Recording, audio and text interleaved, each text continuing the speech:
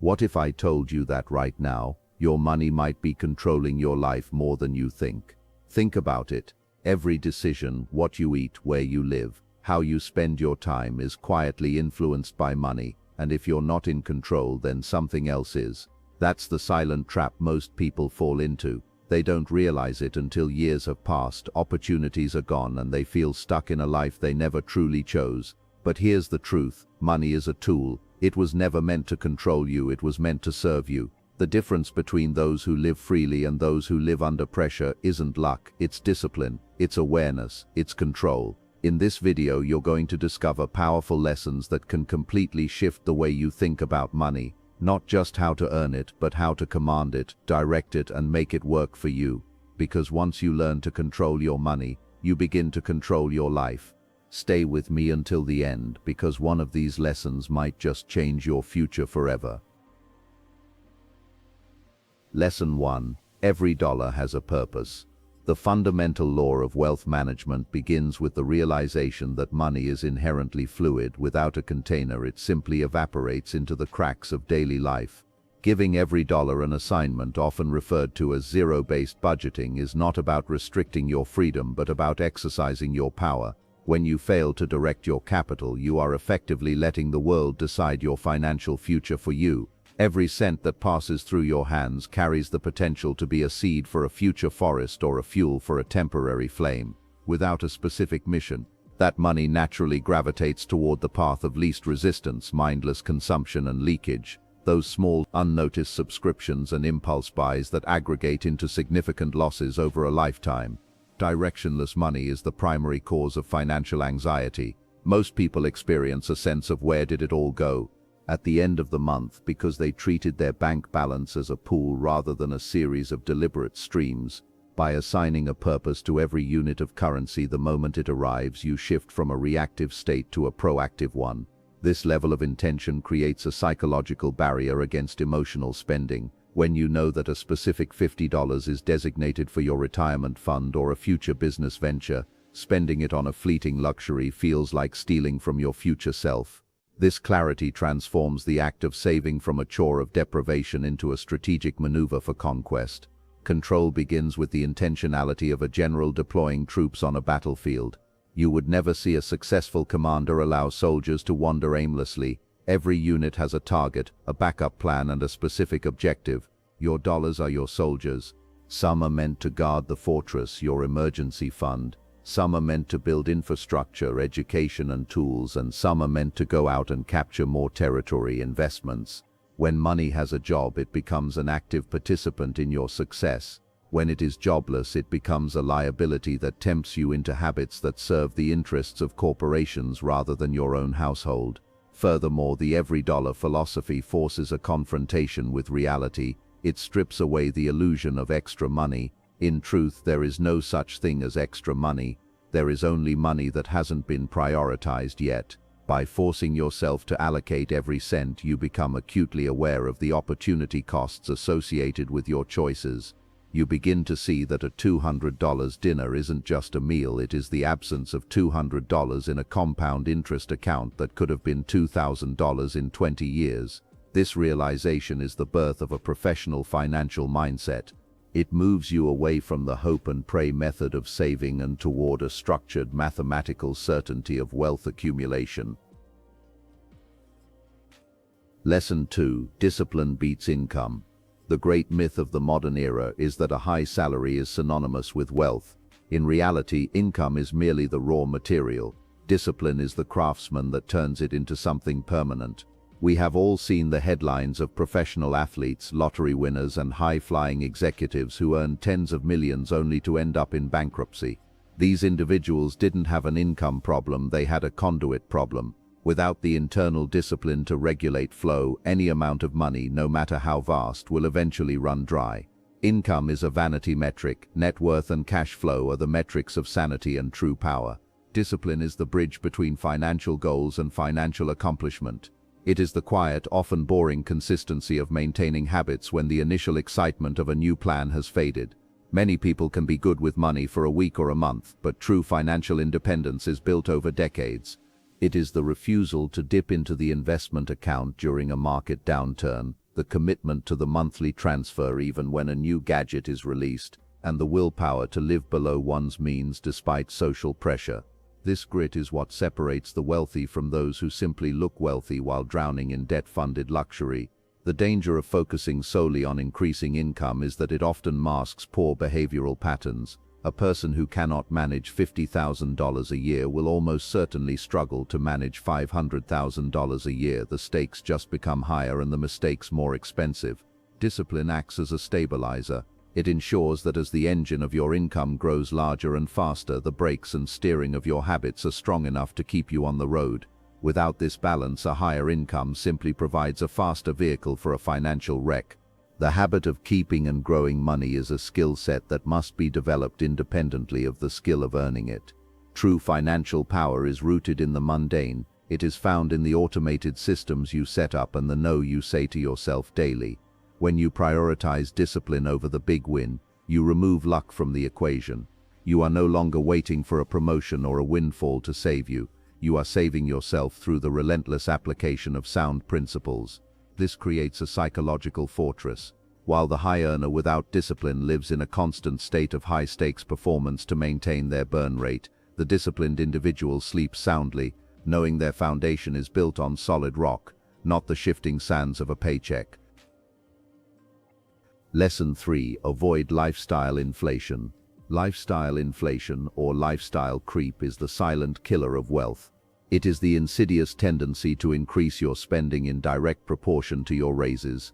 When you get a $10,000 raise and immediately move into a more expensive apartment or lease a luxury car, your profit margin, the gap between what you earn and what you spend, remains exactly the same.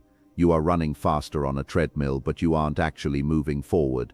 This trap keeps people in the middle-class squeeze for their entire lives, working harder and earning more while remaining one or two paychecks away from total disaster. The psychological trigger behind lifestyle inflation is often the desire for external validation. We use our increased income to purchase signaling goods that tell the world we have made it. However, the world's opinion doesn't pay your bills or fund your retirement.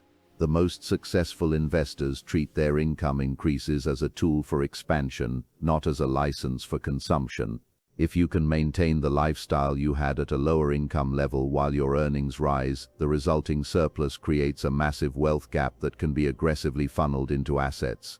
This is how ordinary people become millionaires, by living like they still make $60,000 when they actually make $150,000. Avoiding this trap requires a fundamental shift in what you consider an upgrade. Instead of upgrading your car, upgrade your portfolio. Instead of upgrading your wardrobe, upgrade your emergency fund. Instead of upgrading your house, upgrade your financial education. When you redefine an upgrade as something that increases your future freedom rather than your current comfort, you break the cycle of consumerism. You begin to value the peace of mind that comes from a large bank balance more than the fleeting dopamine hit of a new purchase. This is the hallmark of financial maturity. The goal should be to decouple your standard of living from your income level. Of course, it is reasonable to enjoy the fruits of your labor occasionally, but it must be done with extreme calculation. A helpful rule is to commit 50% to 70% of every raise or bonus directly to investments before you ever see it in your checking account. By paying yourself first in this manner, you prevent the lifestyle from inflating in the first place. You never miss the money because you never got used to having it. Over time, this discipline creates a massive divergence between your reality and the reality of your peers who spent every extra dime they earned. Lesson 4. Make money work for you. The most profound realization in the journey to wealth is that your own labor is the least efficient way to generate wealth. There are only 24 hours in a day, and you can only work so many of them before your mind and body break. If your income is strictly tied to your physical presence and active effort, you have a ceiling on your potential. Making money work for you means shifting your focus from earned income to passive income and portfolio income. It is the transition from being a worker to being an owner of stocks, real estate, businesses, or intellectual property. When you invest, you are essentially hiring your dollars to go out and work for you 24/7. They don't need sleep, they don't get sick, and they don't take vacations. Through the power of compound interest, those dollars eventually start having babies, dividends and interest, and then those babies start working too. This is the snowball effect. Eventually, the army of dollars you have sent out into the world will bring back more money than you could ever earn through your own labor. This is the definition of true wealth, when the income from your assets exceeds your living expenses, rendering your daily labor optional. Building assets requires a change in perspective. You must stop viewing money as something to be spent and start viewing it as capital to be deployed. Every dollar you spend on a liability, something that loses value or costs you money to keep, is a lost worker. Every dollar you spend on an asset, something that puts money in your pocket, is a permanent addition to your financial staff. The wealthy focus on acquiring the asset first, which then pays for the luxury. The poor and middle class buy the luxury first with their own sweat and blood, leaving them with nothing to invest. Diversification and risk management are the tools of this trade. You must learn the language of the markets and the mechanics of cash flow, whether it's through a low-cost index fund that owns a piece of the 500 largest companies or a rental property that provides a monthly check. The goal is to build a system that functions without you. This creates a level of security that no job can provide. A job can be lost due to a corporate merger or an economic shift, but a diversified portfolio of productive assets is a resilient engine that continues to churn out value regardless of who your boss is. Lesson 5. Master delayed gratification. Delayed gratification is the ultimate superpower in a world designed for instant results. Our modern economy is engineered to exploit our biological desire for immediate rewards, from one-click ordering to high-interest consumer credit. The ability to resist the now in favor of the later is the strongest predictor of long-term success, not just in finance but in all areas of life. It is the willingness to endure temporary discomfort or social obscurity while you build the foundation for a permanent and undeniable victory. Wealth is often what you don't see. The cars not bought, the vacations not taken, and the status symbols ignored. Short-term pleasure is almost always the enemy of long-term freedom. Every time you opt for an immediate luxury over a long-term investment, you are trading hours, days, or even years of your future freedom for a moment of satisfaction. The marshmallow test of adulthood is the ability to look at $1,000 and see the 10,000 it could become if left alone, rather than the electronics or clothes it could buy today. Patience is the filter that removes the impulsive and the undisciplined from the ranks of the wealthy. It is the boring secret that no one wants to hear because it requires the one thing most people lack: time. Mastering this skill changes your relationship with time itself. Most people are time poor because they are constantly chasing the next bill or the next purchase. They are slaves to the present. The individual who masters delayed gratification becomes time rich. By waiting, they allow the math of the universe compounding to do the heavy lifting for them. They understand that a life of discipline leads to a life of ease, while a life of ease early on inevitably leads to a life of hardship. You can either pay the price of discipline now, which weighs ounces, or the price of regret later, which weighs tons. Finally, delayed gratification builds a character that is immune to the whims of the market and the pressures of society. It fosters a deep sense of self-reliance and internal validation. When you can say no to yourself, you realize that you are in control of your impulses rather than being controlled by them. This internal sovereignty is the true essence of financial control.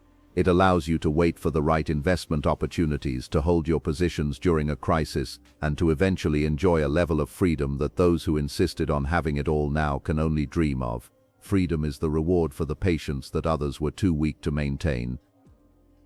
At the end of the day, money is not the enemy. It's not something to fear or avoid. It's something to understand and master.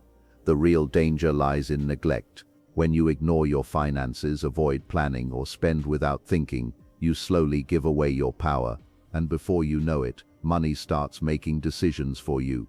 But the moment you decide to take control, to plan, to discipline yourself, to think long-term, everything changes. You begin to feel a different kind of confidence, a different kind of freedom. Not because you have millions, but because you're in charge. Remember this: control is not about restriction, it's about direction. Direct your money toward your goals, toward your future, toward the life you truly want to live. Because if you don't take control of your money today, it will quietly take control of your tomorrow. So start now. Start small if you have to, but start with intention. And never forget, the goal is not just to earn money, it's to master it.